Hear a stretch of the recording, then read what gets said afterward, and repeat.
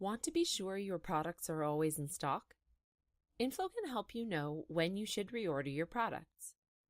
In this lesson, we'll be reviewing all the tools you can use to make sure that you don't run out of stock. You can set up reorder points in inFlow on the Extra Info tab of your product record. If your current anticipated quantity drops below the reorder point you have set, inFlow will recommend reordering. For example, if your reorder point is 100, then when you have 99 items or less, inFlow would suggest reordering. The current anticipated quantity is the quantity owned minus the quantity reserved plus the quantity on order. Sounds sort of complicated, doesn't it? So let's break it down. If you have open sales orders that need this product, those would contribute to the quantity reserved. inFlow is saying, hey, you own 10, but 5 have already been spoken for, so essentially you've only got 5 left. If you have already ordered new stock to come in, that's known as a quantity on order. If it's just a matter of waiting to receive stock, inFlow won't recommend reordering. If you're wondering why you're not seeing a product on the reorder screen, you can check out the Product's Order History tab. From here, you can see how many you have, how many are reserved, and how many are on order. Let's get back to the reorder point. When your available inventory dips below this point, in our case, it's gone below 100, inFlow will recommend reordering as long as we don't already have an incoming order. The reorder quantity is how many you'd like to order at a time. For example, if you need to order in multiples of 50, you'd put 50 in that spot. In this case, we have 210 on hand, but 200 of them are needed for an open order, so we really only have 10 available to sell to other customers.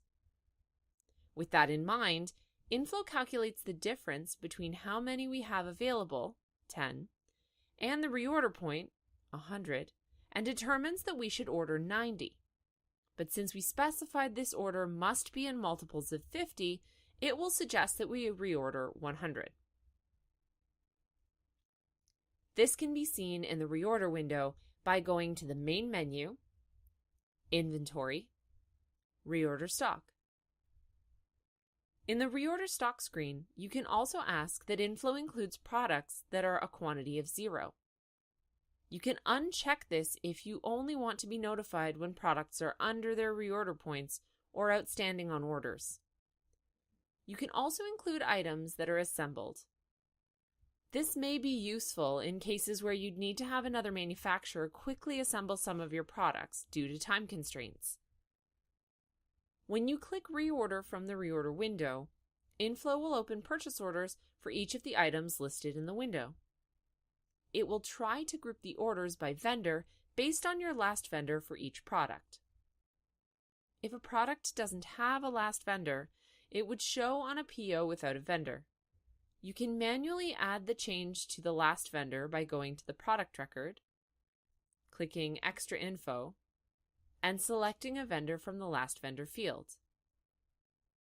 You can also adjust it right from the reorder screen prior to clicking Reorder. If you're putting in an order to a particular vendor and you need to know which items you should order from them, you can go to their vendor page. From the Buy button at the top, choose Suggest Reordering and get the PO with the items you should reorder from that vendor. To get a printable report of what you need to reorder, you can run the stock reordering report by going to the main menu, Reports, Inventory Reports, and selecting Stock Reordering Report.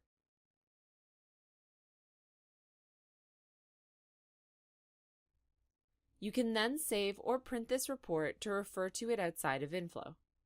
It will show the same results as the reorder window unless you filter it for specifics. When you're doing sales orders or work orders in inFlow, you may notice various symbols beside the items. These are another way that inFlow tells you when you're getting low on certain items. If you see a yellow exclamation mark on an order, inFlow is telling you that you have enough of the item to fulfill this particular order.